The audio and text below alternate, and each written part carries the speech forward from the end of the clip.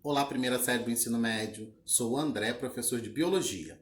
No vídeo de hoje, nós vamos estar falando sobre os componentes orgânicos celulares, as moléculas multifuncionais. Vamos estar falando sobre os aminoácidos, estrutura, de onde eles vêm e a formação. Vamos lá? Depois da água, as proteínas são as substâncias que aparecem em maior proporção na composição dos animais e em grande quantidade também nos vegetais. Além disso, estão presentes na estrutura de todos os seres vivos, inclusive dos vírus.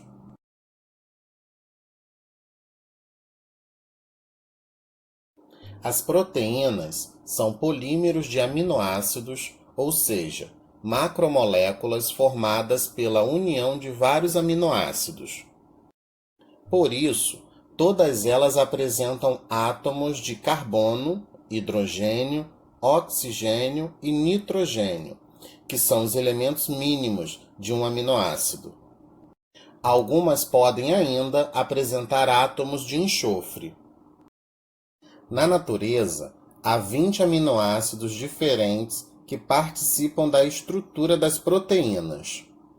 Todos eles apresentam um átomo de carbono ligado a uma carboxila, a uma amina, a um hidrogênio e a um radical, que varia entre os vários aminoácidos.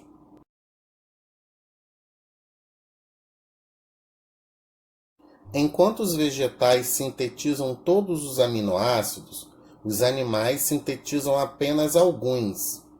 Os aminoácidos produzidos por eles são conhecidos como naturais, enquanto os não produzidos são chamados de essenciais. Os aminoácidos essenciais são obtidos com a alimentação. A combinação de arroz com feijão, prato típico da cozinha brasileira, por exemplo, é uma ótima fonte de aminoácidos essenciais. O tofu, a quinoa, a carne animal e os ovos também, apesar dos de origem animal serem menos sustentáveis. Os alimentos de origem animal, como as carnes, os ovos, o leite e seus derivados, são importantes fontes de proteína, pois fornecem os aminoácidos essenciais. Entre os alimentos de origem vegetal, as leguminosas são as mais ricas em proteínas. Nesse grupo, a soja merece destaque por seu conteúdo proteico de elevado valor biológico, fornecendo os aminoácidos essenciais ao organismo. Quando ingerimos, as proteínas são hidrolisadas, ou seja, quebradas, no sistema digestório, e os aminoácidos liberados são absorvidos, caindo na circulação. Daí são distribuídos para todas as células, onde serão utilizados na síntese de suas próprias proteínas.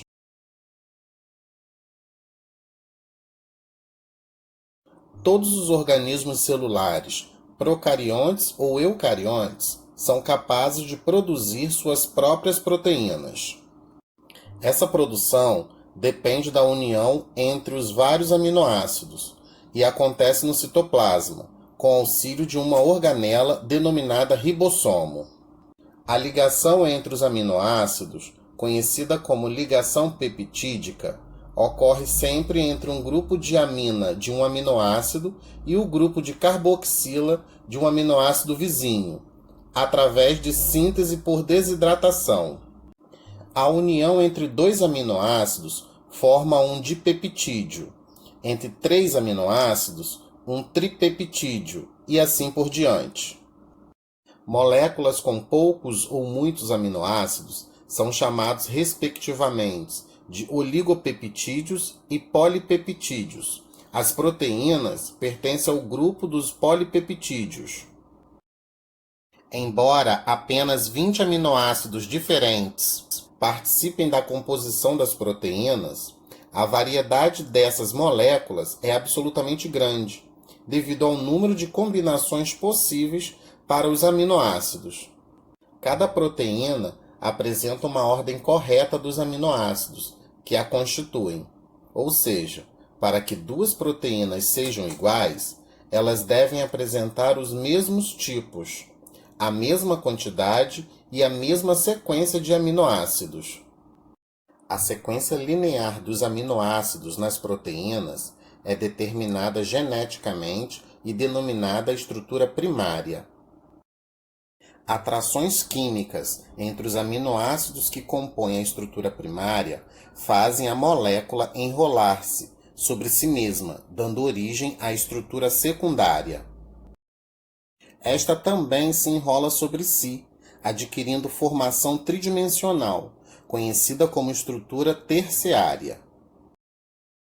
Algumas proteínas, como a hemoglobina, associam estruturas terciárias entre si e originam também a estrutura quaternária.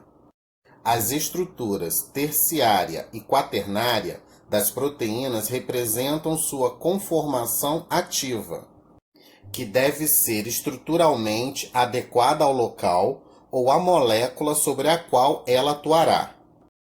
Existem ainda algumas proteínas que dependem da ligação a outras substâncias para tornarem-se ativas. É o caso da própria hemoglobina, proteína da hemácia responsável pelo transporte de gás oxigênio, que conta com grupamentos M à base de ferro, para ligar-se ao gás oxigênio.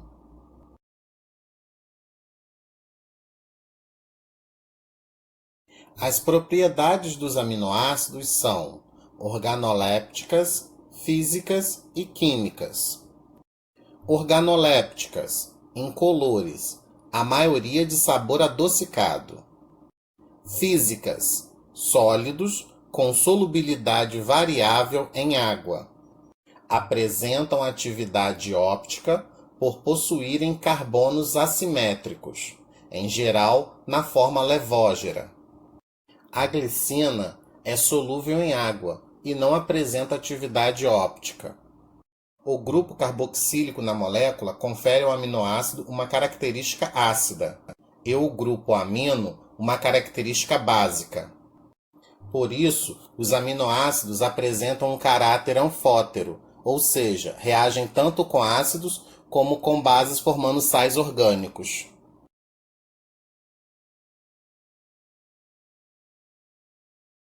A união de dois ou mais aminoácidos leva à formação das proteínas, macromoléculas que apresentam diversas funções importantes para um organismo. Entre as funções das proteínas, podemos citar: estrutural, construção de tecidos no organismo, como o muscular; enzimática, formação de enzimas que atuam em reações químicas; defesa, na formação de anticorpos; transporte, transporte de triglicerídeos e colesterol, por exemplo; e hormonal, produção de hormônios. Então, primeira série do ensino médio, caso tenham alguma dúvida, me procure na plataforma digital, que estarei de plantão toda segunda, terça e quarta, sempre de 8 às 12, exceto feriado. Tchau!